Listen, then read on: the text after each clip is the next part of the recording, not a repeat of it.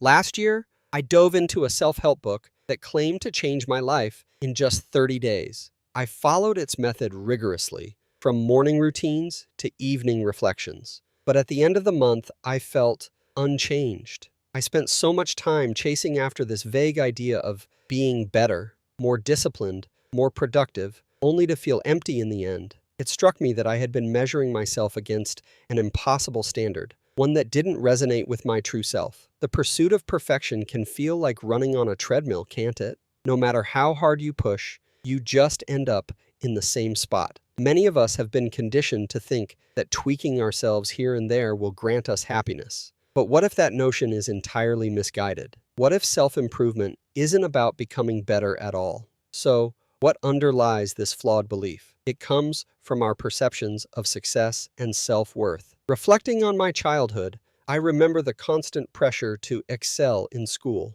I spent countless sleepless nights studying, convinced that getting an A would secure my future. I equated straight A's with ultimate success. Yet, post-graduation, I landed a job that didn't even require a degree. It hit me. All that stress to be better in grades, performance, didn't equate to a happier life. The better we chase is often dictated by external pressures from society, family, or social media. We scroll through curated lives online, feeling like we're falling short. I remember lying awake at night, comparing myself to those seemingly perfect lives, thinking I needed to be funnier, fitter, or more adventurous. Eventually, I recognized that this constant comparison was draining my happiness and leaving me feeling stuck, like I was on a never-ending treadmill. So, where does that leave us? Acknowledging the issue is just the start. We need to find a new direction to move forward. Consider a time you made a New Year's resolution, like committing to the gym 5 times a week. By February, you were lucky to hit it twice. What went wrong? I can relate. I once enrolled in a 5 a.m. workout class, convinced early mornings would transform me into a better version of myself. Initially, it felt invigorating.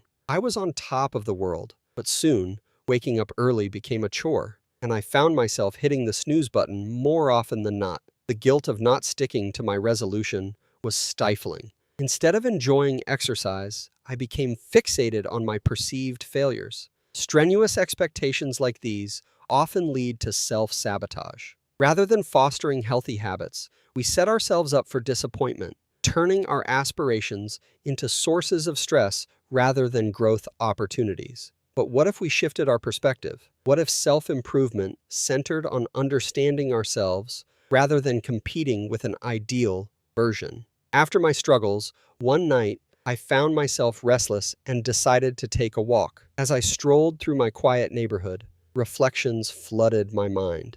During that walk, I had a breakthrough.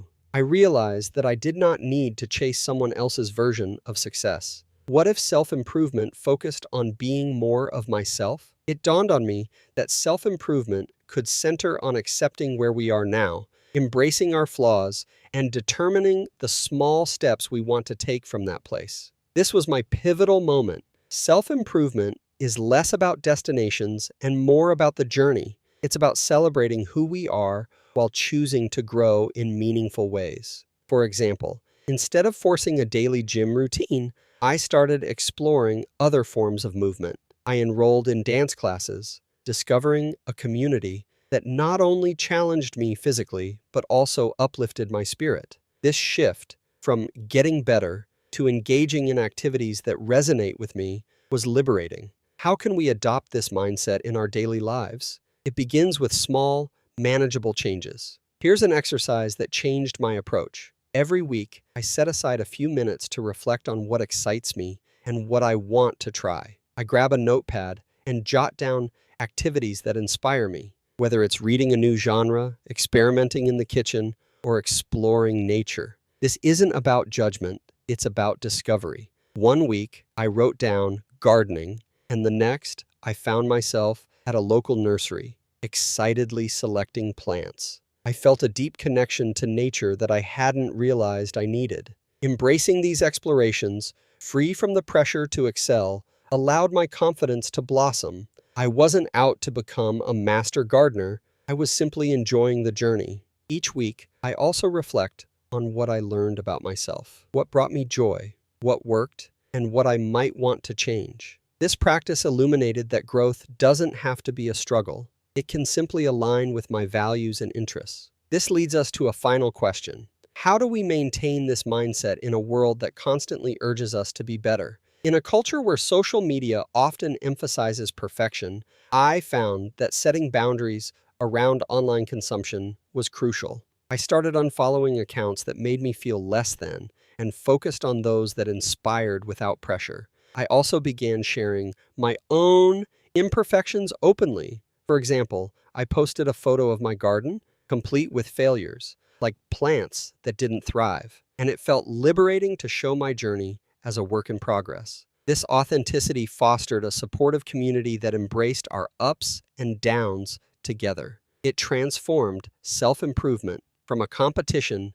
into a shared exploration. Supporting each other in our journeys helps us focus on authenticity rather than a false ideal. As you reflect on your own self-improvement journey, ask yourself, what steps can you take to prioritize being yourself over striving to be better? As I close this discussion, I invite you to consider one small change you can implement today that aligns with your true self. This change might be as simple as carving out time for a beloved hobby or dedicating a few minutes to reflect on your day with kindness, no judgment, just acceptance. Remember, self-improvement isn't a race. It's a personal journey unique to you. When you feel pressured to be better, pause and ask yourself, what does being more myself look like? That inquiry can unlock pathways to genuine growth and fulfillment. Who knows? By embracing your authentic self, you might find that you naturally excel in ways that truly matter. As you continue through your day, carry this question with you. What does being more yourself mean for you?